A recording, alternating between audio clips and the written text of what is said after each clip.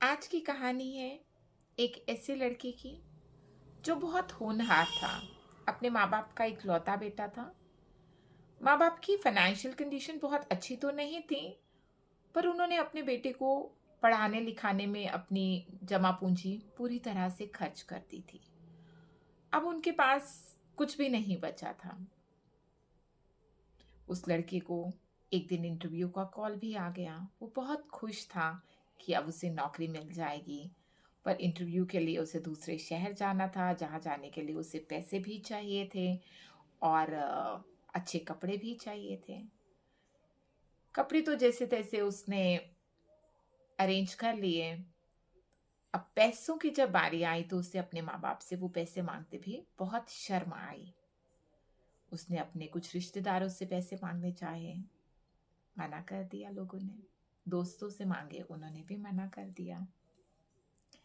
पर किसी उम्मीद के सहारे वो बस स्टैंड की ओर निकल पड़ा। उससे लगा कि शायद कोई मिल जाएगा, कोई लिफ्ट दे देगा, वो पहुंच जाएगा जहां उसे पहुंचना है। पर ऐसा नहीं हुआ। बहुत उदास था। बस स्टैंड से बाहर आया, और जब हम हर जगह से हताश निराश हो जाते हैं, टूट जाते हैं, तो कहाँ जाते हैं? जी हाँ, ईश्वर के पास, मंदिर। तो उसने भी वही किया, मंदिर की ओर चल पड़ा। जाकर सीढ़ियों में बैठ गया और देखता क्या है कि उसके साथ ही एक मांगने वाला बैठा हुआ है थोड़ी ही दूरी पर। और उसके कटोरे पर नजर डाली तो उसमें बहुत से नोट थे, बहुत पैसे थे। और कहने लगा, क्या बात है ईश्वर आपकी, जिसे जरूरत है उसके पास तो पैसे हैं नहीं, और जिसे जरूरत नहीं है उसकी झोली आपने पैसों से भर रखी है। जब उस मांगने वाले ने ये बात सुनी तो कहने लगा कि ये जो लोग यहाँ मंदिर में आते हैं ना, वो किसी भावना से नहीं मुझे ये दान देकर जाते। वो डर से, पुण्य कमाने की नीयत से मुझे ये भीख देकर जाते हैं। मेरे तो ये किसी काम की है नहीं पैसे। मैं तो यही करता हूँ, जो मुझे चाहिए होते हैं वो मैं अपने ज़रूरत के लिए रखता हूँ। बाकी का जो पैसा है मैं शाम को मंदिर के ही दान पात्र में डाल देता हूँ। आज तुम ले जाओ। अब उस लड़के को ज़रूरत थी पैसे की, तो उसने कहा कि लेकिन मैं ये पैसे आपको वापस ज़रूर करूँगा। तो उन्होंने कहा कोई बात नहीं, जिंदगी रही तो पैसे भी वापस आ जाएंगे। उसे वो बात समझ नहीं आई। उसने वो पैसे वहां से लिए जितने उसे किराए के लिए चाहिए थे, और वो निकल पड़ा। बस में बैठा, इंटरव्यू दिया, वापस आया, बहुत खुश था क्योंकि उसका इंटरव्यू बहुत अच्छा था और उसका हुआ और सिलेक्शन भी हो गया। जब वो वापस आ रहा था तो उसे लगा कि मुझे सबसे पहले उन भिखारी जो मांगने वाले हैं उनके पास जाना है और उनका शुक्रिया अदा करना है, क्योंकि उन्हीं की वजह से मैं यहाँ पहुंच पाया। बहुत खुशी खुशी वो बस से उतरा और मंदिर की सीढ़ियां चढ़ रहा था और देखता है कि वहां बहुत भीड़ जमा थी।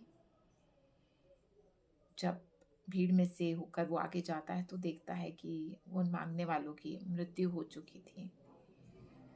जब पूछा तो किसी ने बताया कि आज शायद उतने पैसे नहीं जमा हो पाए होंगे कि अपनी दवाई खरीद पाते। ये रोज ये बीमार थे काफी देर से, उन्हें दवाई चाहिए होती थी।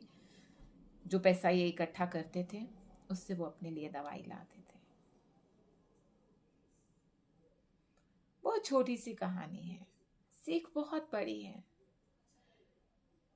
जिनके पास है ईश्वर का दिया हुआ सब कुछ, कभी कभी उनका इतना जिगर नहीं होता, इतना दिल नहीं होता कि वो आपकी मदद कर सके। और वो मांगने वाला, शायद जिसके लिए वो पैसा उसके लिए जिंदा रहने के लिए जरूरी था, अपनी दवाई का वो पैसा था, और उसने एक मिनट नहीं लगाया और उस लड़के की मदद के लिए दे दिया। तो भरोसा रखिए, आपकी मदद के लिए कोई ना कोई जरूर आएगा।